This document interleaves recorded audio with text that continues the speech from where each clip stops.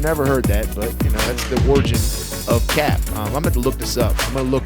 There's a principle that Right. we have to follow. Yeah. We have to have. Be true to yourself. You don't have And when I came back, the place was a mess. So I knew I was a mess. deep in here now. Now It's incredible, man. I love it. Me That's too. good. Yeah. That's good. And applying the recovery, I thought.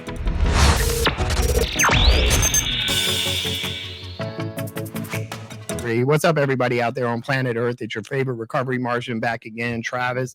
I know a couple weeks ago we kind of announced that we're going to bring back our Miracle Mondays, and that's what we're doing right now. And our first one, I'm very excited for.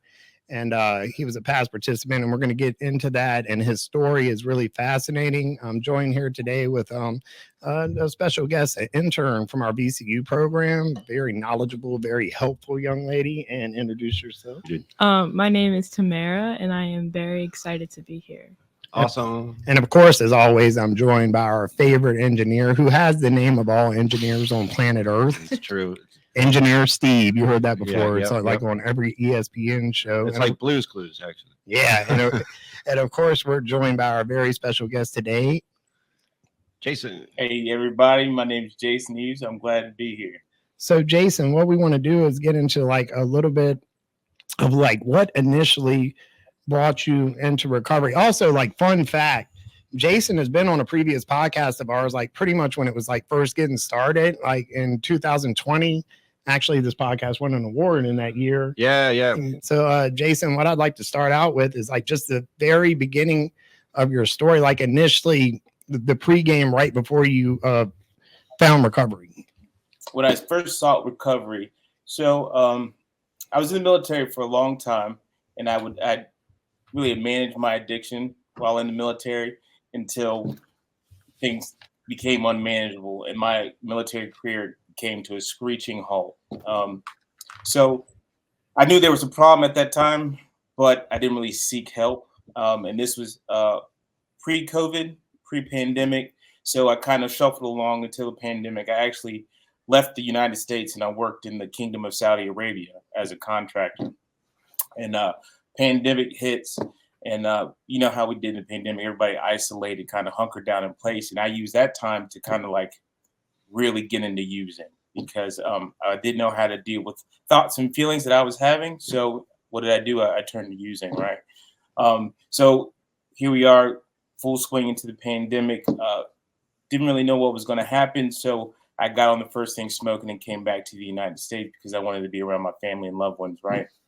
Well, I had to, quarantine because I'm just not getting around my family, and I used that time to use even more. I sought, my drug of choice, and I just used and used and used until my life became really unmanageable. Wheels fell completely off. So at this point, didn't really know what to do. So I turned to my dad, who was like the one solid person I had, my, solid rock, my foundation. And we did some research online, and we found McShin. And really, first, McShin wasn't the first go-to. There was a couple other places around Virginia, but they were really out of my price range. So Right. The thing about McShin was they were willing to work with me in my situation, me being a veteran. They really helped a brother out, so to speak. So McShin came to my aid, really. So Yeah. that was my really, yeah. So I think my using started off as curiosity, as a kid. Thinking about it, I predated back to like when I was walking to the school bus and waiting at the bus stop with kids, and you see kids over there smoking cigarettes, and I want to be like them. So, naturally curiosity kicked in, and I'd start, smoking cigarettes, and I progressed to smoking weed, things like that. So that's where my using started. But then in the military, they try to say there's not a glamorization of alcohol, but there kind of is. So like in everything that we're doing when we're not training, we're usually out with buddies at the bar drinking. So alcohol kind of became a problem. And then when the alcohol wasn't enough, I got even more curious and trying to scratch that itch. I ventured off into harder and heavier drugs. Yeah. Were you in the Army? Yeah, I was in the Army. I started off as a reservist, and then I wanted to. I figured I really enjoyed the military, and I wanted a way to pay for school, so I went active duty. Like you're out of control. Or what? Did you just recognize that yourself in the military? Oh no, so like in the Army or in the military, they do random drug screenings, and so unfortunately, I popped positive on one of those random drug screenings, and like actually I popped hot twice. Like one instance, it was just for the use of marijuana, which is somewhat of a gateway drug, so they don't really look heavily upon that. But then I failed another drug screening, and it was for the use of cocaine, which they really frown upon. And so at that time, like for cocaine, they didn't give me a chance to do rehab, so I wasn't really retained. So because I wasn't doing drugs is completely frowned upon, I was honorably discharged from the military, but under medical pretense, thank God. I understand. And so it was directly after the military that you travel over to Dubai, or was that? Yeah, I was in the kingdom. Yeah, the Kingdom of Saudi Arabia. So because of my military background, I was able to work for a consulting company called Booz Allen, and it was really on a project in the Kingdom of Saudi Arabia, teaching their military how to do various maneuvers and whatnot. So I took that job for about 3.5 years. And so the funny thing about the Kingdom of Saudi Arabia is that drugs and alcohol are completely frowned upon. There's no drug use in that country, but as an addict, where there's a will, there's a way. And there's this like subculture of people who use drugs and drink alcohol. And I was able to find those people. I was able to find, people just like me, seeking out that drug. Even though the culture says it's frowned upon, you still found it readily available? Still found it readily. Yeah, oh yeah, definitely, for sure. And like so my drug of choice was cocaine. And then there I learned how to take one form of cocaine and turn it into another. And then that's what kind of really catapulted me into a whole new realm of using. Right. So the escalation just not uncommon. That seems to be like a natural progression. For sure. So how long were you over there for? Like just with this kind of like trajectory, your escalation. So I was there for 3.5 years. And it just so happened that it worked out that like the pandemic was kicking off just as, I was coming to the end. So the project I worked on kind of ended because of the pandemic. So we were kind of like in this holding pattern. So prior to that, I'd been there for about 3 years. And so it was like a half a year just figuring out what to do because of, the pandemic. So when I finally decided to come home, as soon as I hit, the United States, I was off to the races looking for my drug of choice, which was now crack cocaine. And then, as you know, and as we all know, it's usually ready available. Yeah, it's not hard to find. Seems to be on every corner. Or the opposite corner. Yeah. So were you in the state of Virginia when you came back, or were you? Yeah. So my family all reside in Virginia Beach, Richmond, and Blacksburg, Virginia. And so I happened to come directly to Richmond, and I stayed like in an Airbnb for a while. And then like when that was running out, or that time they were running out, I was like, okay, I'm just going to hit the streets and get a hotel or something. And needless to say, so in Saudi Arabia, I made a lot of money. I was blessed to have a job where I was afforded to make more money than I'd seen in my entire life. Like making at one job, And despite having a drug habit there, I was able to stack some money, save some money, for a rainy day, have some savings. But when I came back to the States and was off and running, like I burnt through all that. But because of the like having the money and everything, you found it like probably easier. Like your family didn't know about this, right? Like they didn't know the extent. No. Right. So after you run through the money, you might start talking to them. Eventually they get some like clues about it, or you go to them and like, hey, this is what's going on. Is that how that happened? Yeah, that's kind of how it happened. And the fact that my frame, like I came back at weighing 200 some pounds. And then like at the end of my run, I was like 182, somewhere in there. And then so money was gone. I looked emaciated. there were some telltale signs that there was a problem. And I think, running out of money was what kind of did it, me running to my father, because here I am stuck in some rundown motel, on some street corner, high as a kite or out of my mind. Yeah, things are starting to get real now. Yes. The money isn't the money isn't covering the sin, the multitude of sins anymore. Yeah. That's very interesting too, because like he said he's using over in Dubai, right? And he's keeping his weight up and everything. Like America's got that, the crack over here, you're gonna lose some damn weight. Oh, it's gonna go fast. yeah. So will the money. Yeah, so will the money. So eventually things are getting rough enough where, probably you're like, you don't know what to do here. So the first person you're like seeking guidance from is your father. I mean, isn't it awesome to have like somebody in your corner like that? You go to Pops and Pops helps you figure this out and finds a place and you show on up and Pop is like, all right, I got him in the car now. There's no way he's getting out of this car. I'll keep moving fast. We'll keep it moving. If he wants to get out, he's gonna have to tuck and roll. Right. We're not going backwards. So tell us about like your first experience coming into McShin.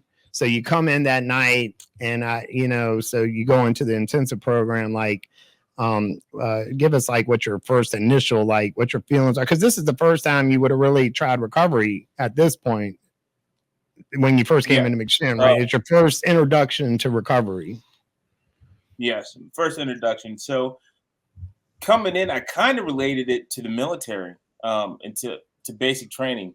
To be honest, like me being worried about, what's going to happen, knowing nothing about meetings or a 12-step program or how much restriction I was going to have. Could I leave? Could I not?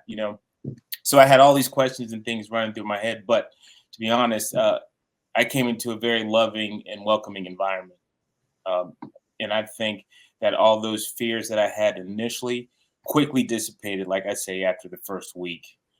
Granted, I didn't know what I was really in store for. I wasn't necessarily worried, if that makes sense. Right. Because you had no idea, like you might have heard of recovery before, or recovery or treatment centers or in-house, but like it was just knowledge that you had never been through before, and you didn't have a lot of like insight on it until you started walking through it. So like you come in, you're initially like, everybody has like, it's not like a fear, like I'm scared, but like the unknown, it's a little uneasy until, and you found that you came into a loving environment. So that made you instantly comfortable. So like, the first experience. So how long did you stay the first time? First time, it was a few months. I made it through the intensive program. And then, like I was saying, we did the get in the herd, like at the very end of my intensive treatment. Me and this other guy, we both did the interview. We were down in the basement of Scott's house. Talking to Dave on the side, and I was telling him, I was like, man, I'm gonna go to the store. I'm gonna get a pack of cigarettes. I'm tired. And he said, you know what? I'm gonna send somebody with you. And oh wow, yeah, Alex. Yeah. It was about 3 weeks later, I went back out. Oh, really? But, that's not uncommon with our podcast. Not uncommon with our podcast. Something about it. I don't know yeah. We even had this thing where we're like, maybe we should wait till like the third month. We should have a disclaimer. So we don't want like the curse of the Bambino on the podcast or whatever. So you came on in and you got comfortable and it wasn't as bad as you thought, and maybe you had time to kind of chill out. And 3 weeks into it, you had a reoccurrence of use. And what happened after that? How long did you stay out after that? I wasn't out long. I wasn't out long by any stretch of the imagination. One, because I think after doing some more research, it kicked me in the butt a little bit harder, and I knew that I needed to get back because I had some tools to follow on that I had learned by being here previously. But what happened was I thought that I had it. I thought that I was cured. I thought I was recovered, for lack of a 28 days, you started feeling a little bit better. Your health and your weight started coming back, and all of a sudden, I got this. Yeah. Oh yeah, I'm good to go. Yeah, I've tried that myself. Yeah. good to go. And I wasn't. I really wasn't. So I remember my what's it called? My peer support. Your recovery coach. My peer support coach. Yeah, my recovery coach. coach. Thank you. Yes. Yeah. So me and my recovery coach, we were having the exit interview, and he's known. A guy named Mo used to work there. Oh, I know. Yeah. Mo. Yes. My man, Mo. Yeah. Shout out to Mo. Yeah, he's awesome. He started off as my recovery coach. And, a quick side story is that my aunt and Mo used to like hang out in college way back in the day and did not know this at all until we were on Facebook like a year or so later. And he's like, how do you know this woman? I'm like, how do you know my aunt? But yeah. Small world. Very small town. World. Yeah. But I was having the exit interview with my recovery coach. And I remember telling him at the time, he was asking me something to the effect of, do you think you'll continue recovery, once you get to wherever you're going? And I think, I promise you, I think I responded, yes, I will. I think that I can have only a couple beers now and I'll be fine. Not uncommon. Yeah. It's not uncommon. Yeah. It's a common common occurrence. Kind of call it like trying to keep a little control over what you do. Yeah. That first go around, when you do the 28 days and you stay about 3 weeks after that, you would have been introduced to a few things. And like, so were you kind of like pathway oriented at that point, or were you just like dipping your toes in anything like Narcotics Anonymous or Alcohol Anonymous, anything like that, any kind of pathway your first go around? So I was introduced to 12 steps of NA, of Narcotics Anonymous. And we had meetings at the church right there in the basement. And that was my first real introduction to meetings. And I thought that was the best path forward for me. And to be honest, like knowing myself somewhat, I'm a very structure oriented person. And I feel that the best way for me to learn is with some structure. So that's why I felt that McShin was awesome for me, because it took me through these steps of what to do, showed me different pathways and how to, succeed after the fact. So I definitely, to this day, I still use a 12-step program. And I just celebrated 3 years clean yesterday. Oh, congratulations. Yes, that's awesome.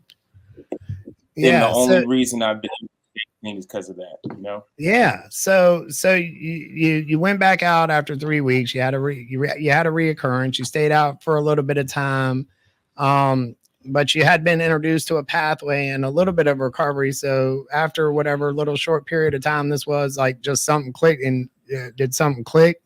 Like, this isn't for me, or I would like to try recovery again. What kind of happened right there at that point after you left McShin?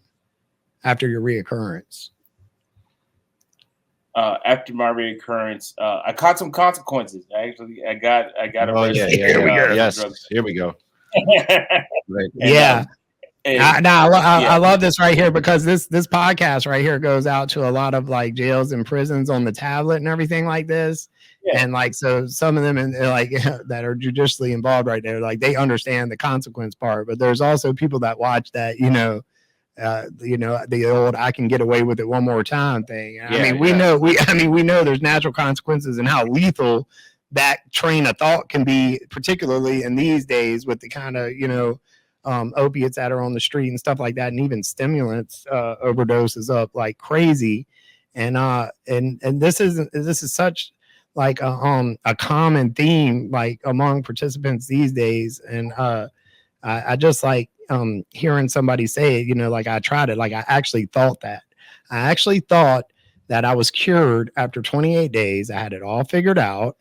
I was ready to conquer the world. I needed no more help. But, thank God, you had been introduced to some pathways while you were here at McShin. But then you go back out and you find out there's some consequences associated with my reoccurrence. And what was that? Give us a little hint on what pumped the brakes for you. Brake pumping. Yeah. Oh, what pump the brakes for me? Yeah, the consequences. well, one, it was a DUI. So it was a DUI, and I actually had drugs on my person. I was going to the plug, all right, thinking everything was sweet, and I saw the blue signs, and so I get the whole field sobriety test, which I did not pass, but I still had a smoking device on my person, which I kept in my shoe. Yeah, of all places. Yeah, best place. Yeah, the old foot suitcase. That's common. In the back of the cop cruiser, I thought I would be able to kind of put it in the floor, crush it up, and be all right. And no, when I got to the drunk, worth a shot. Like, worth a try. You know, try your hand. So yeah, didn't work at all. Yeah. So did you go to jail for that, or did you get bonded out? I went directly to jail. Do not pass go. Do not collect $200. That's where I was there for. I was there for about a month. Month or so, and then I got bonded out to McShin. And even though, so you come back for the second time, you get bonded out, and so it's kind of conditionary thing where you're at McShin now. A little more reason to stay around a little longer. And so the second go around, was there anything like mentally that you did different through the experience, or did you kind of go through intensive again and then the sober living? And what did that look like? I did. So I went the second time around. I went through intensive. I did sober living. I actually kind of participated within the rooms of Narcotics Anonymous. Like there, I was just kind of there. You know, I wasn't really ingrained into the message and NA as a whole. Right. So I put some effort, because anything worth having in this life requires effort, and I wasn't doing that before. But this time around, I was putting in some effort. Right, but I didn't get it that time either. I failed that attempt. So I ended up going back out, but only for like a couple of days this last time. And then that's because of consequences, because I got in trouble again by the law. Yeah. And I ended up. This is very interesting to me, because I just want to know, was it the same mentality? So the first mentality was a kind of, I'm cured, I got it. And like, so the second time around, even though that was false, that it's also valuable information. So, like maybe the second go around, if that thought pops in, no, I tried that way before. So the second reoccurrence, what was kind of your mentality there? Was it that I'm cured, or was it just a total thing? No, it wasn't I'm cured. It's just that I was target of opportunity. So I was people where shit was going around. People were doing drugs, around old people and places and things, And to give you a little backstory, what happened is I overdosed. I overdosed on a drug that wasn't my drug of choice. Ended up going into the hospital, and because do it. And because I was on been there, surprise. That's fun. That's fun. Right. I was on probation and ended up having to turn myself in, and I ended up doing about 7 months at Rappahannock Regional for and then that was the last straw. That's what that really has Alamo. Just a quick pause right now, real quick, because I this is such valuable information, because like eventually not only like our judicially involved clientele will see this, but also our participants possibly in intensive. And what Jason just laid out is like 2 pitfalls in early recovery. I mean, 2 ones that'll get you every time, that we see often. Weekly. And the first one he laid out was that he was cured. He had it. He knew what was going on now. He knew what he had to do, and that was the first go around.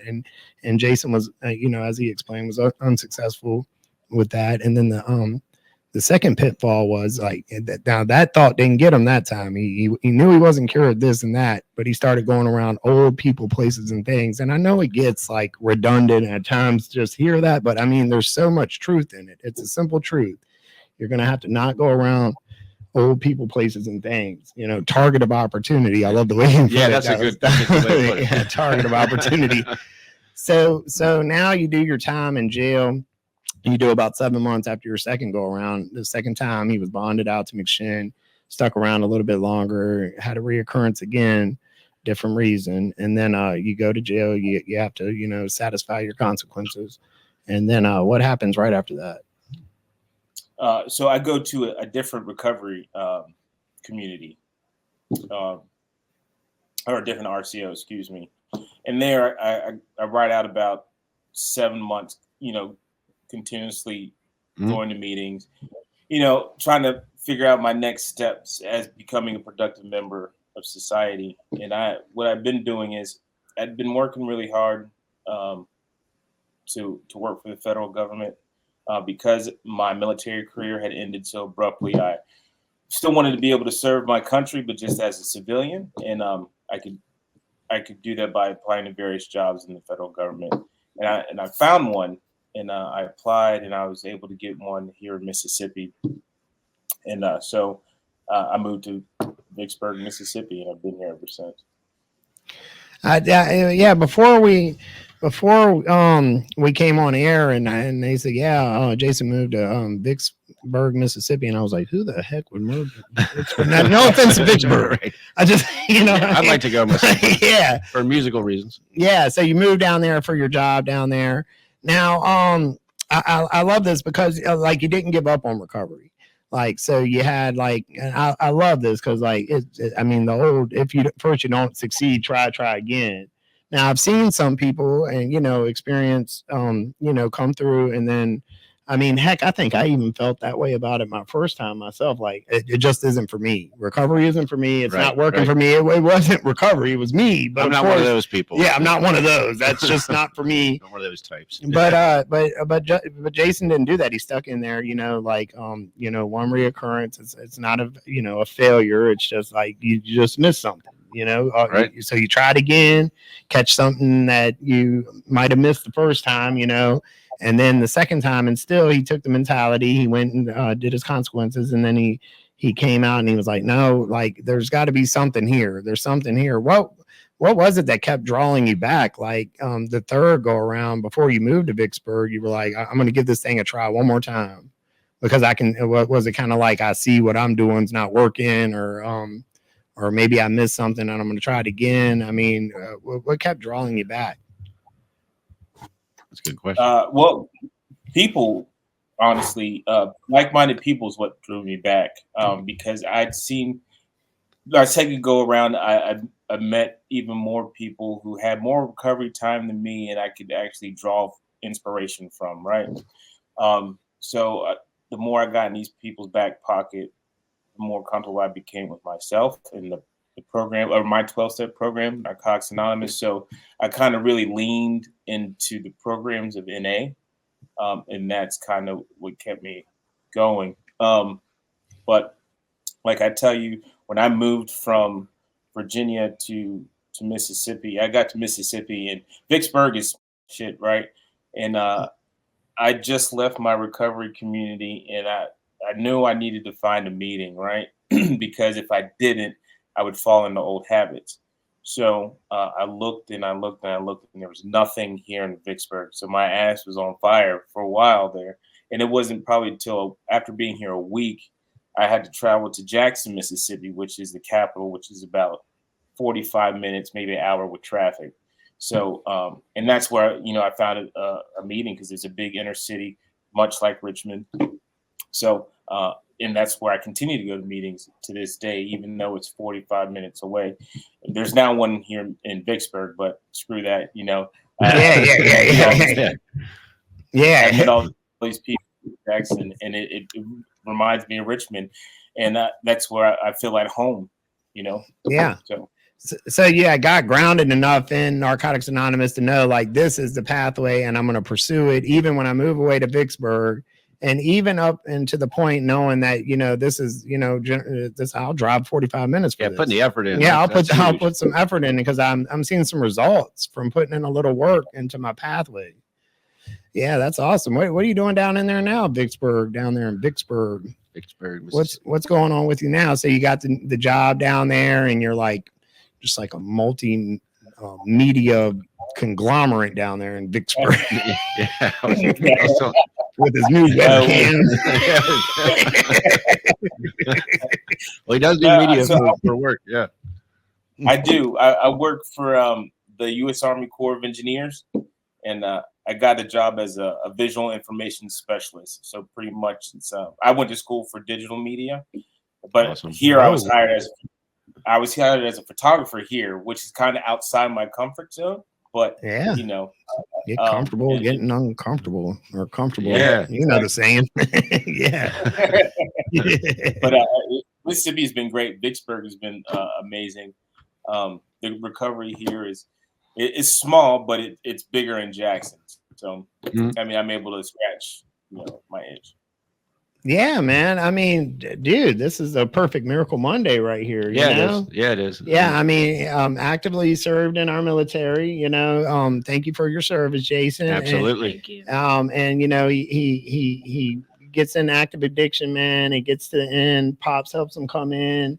He first time, wasn't quite where he wanted to be. Second time, third time's a charm. Comes through. He, does everything that's required of him, gets into Narcotics Anonymous, man, moves down to Vicksburg, becomes this just multimedia giant down there, bro. And media mogul. Yeah, and survive through it all, because I'm thinking about, man, what a miracle. Because even in there, I heard him say, he did some narcotics on the street that wasn't his drug of choice, and it could have turned out a lot worse than it did. But it often does these days. Yeah, it often does. And to survive all that, to come back and have such a hopeful story and such valuable information to anybody that's new in recovery, even if to what you would say, you didn't get it the first time, and I know it's dangerous, and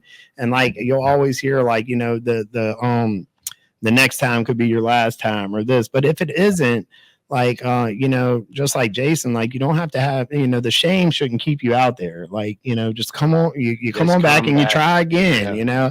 I love that saying, a winner is only, somebody who failed and tried again. Mm-hmm. And man, that applies so much right here to Jason's story. And also, and that being said, after all that journey that Jason just took us through, all the ups and downs, the valleys and the peaks. I mean, Jason's celebrating 3 years now.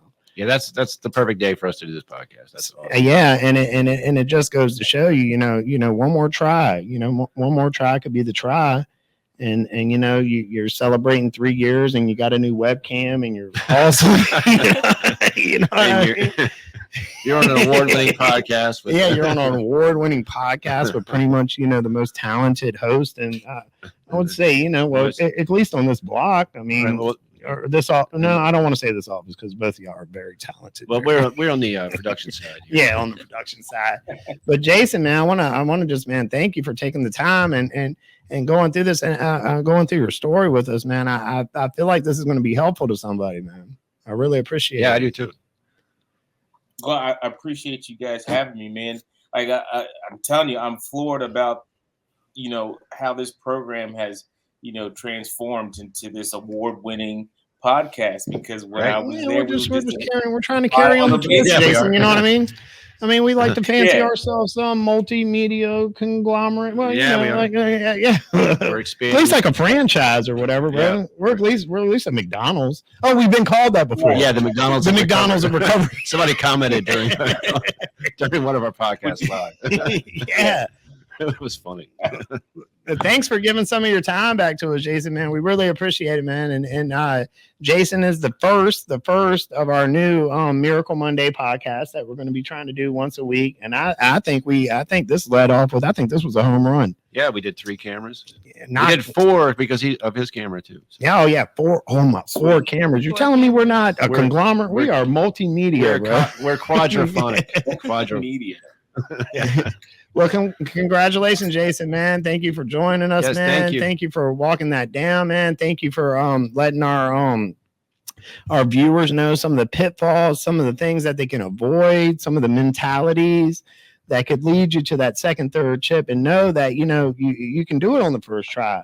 I mean, there's people like Jason out there that are giving you the knowledge, like the sidestep these landmines, and he laid out like a couple particular ones. And I mean, it's just and to see that you made it after that, hopefully, this message will get to somebody and somebody will listen and they can catch it the first go around, man. I appreciate it, Jason. Thank you very much. It was a great story. Thank you. Thank you. And great to meet you too, Jason. Yes. Come back for a part 2. Come back for a Miracle Tuesday. All right, so we'll end right there.